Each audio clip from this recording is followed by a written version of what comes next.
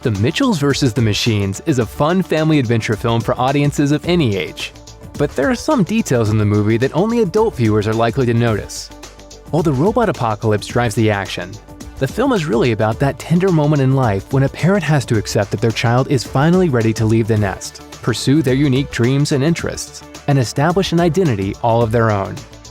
The heart of the Mitchells vs. the Machines story is the turbulent relationship between college-bound teen Katie and her father Rick, who haven't seen eye to eye in years. Even as the Mitchells are forced to come together to defeat a mechanical uprising, Katie and Rick must overcome their preconceived notions and embrace who each person truly is. And that's just one element of the Mitchells vs. the Machines that really plays to a more mature audience. Let's take a look at some of the other things that only adults will notice in this animated action comedy.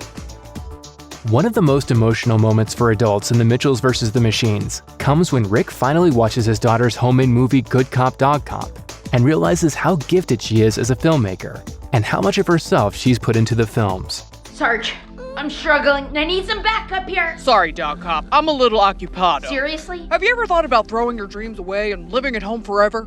Wow, the Sarge character is kind of a jerk. Rick immediately recognizes himself in Sarge, and things get really real for Rick when Dog Cop then delivers an emotional monologue that echoes Katie's own feelings about starting her new life. I'm a full-grown cop now. And one day I hope that you can get to know the cop that I've become. Because I love you, Sarge. But now that I'm leaving, I just need some backup. And when I look for you, you're not there. The speech is even more impactful when you think back on an earlier scene in The Mitchells vs. the Machines.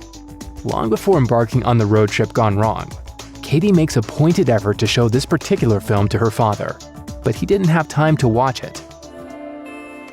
Hey, you want to see these special effects I made for Dog Cop 5? Oh, sorry, Katie, I'm a little occupado. Want to check out this mallard? It's dead. It's okay. Basically, Katie made this movie as a way of trying to connect with her dad and to give him a heartfelt goodbye the only way she knows how, and he totally missed out on it.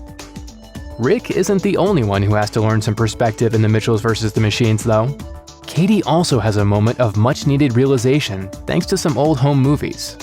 Katie finds a video of when her father sold his precious cabin so that the family could give their new baby Katie a normal life. Hey, Katie, can you say bye-bye house?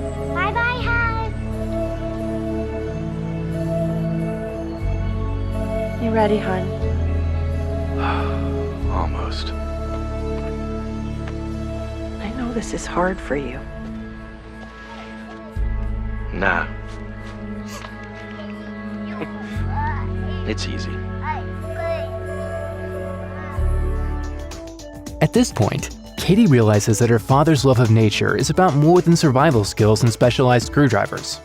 The outdoors is where Rick truly feels free to be himself. Since Katie is also in the process of finding her own community, she immediately recognizes the weight of the sacrifice Rick made for her. Importantly, this lesson doesn't mean that Katie is willing to give up on her own plans. Once the Mitchells put a stop to the robot apocalypse, she still continues on her collegiate journey.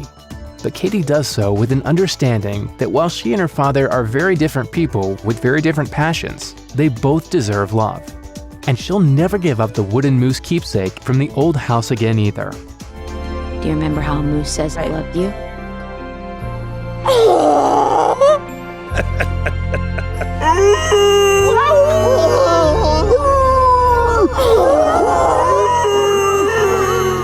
Although much of The Mitchells vs. the Machines centers on Rick and Katie finding common ground, there's one aspect of Katie's life that her parents always seem to support. Throughout the film, there are subtle clues that Katie is a member of the LGBTQ community. However, the subject isn't directly addressed until the very end of the film, during the credit sequence.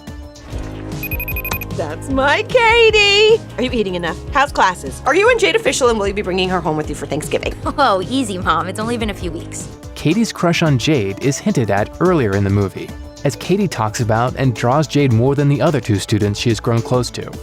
However, it's not until this moment that Katie's romantic interest in Jade comes up in conversation, which indicates a long understanding and acceptance of Katie's sexuality.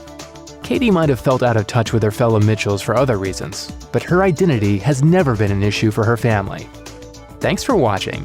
Click the links in our video to watch more from Netflix Film Club. Subscribe to our YouTube channel to get the latest exclusive videos. Plus, hit the bell so you don't miss a single one.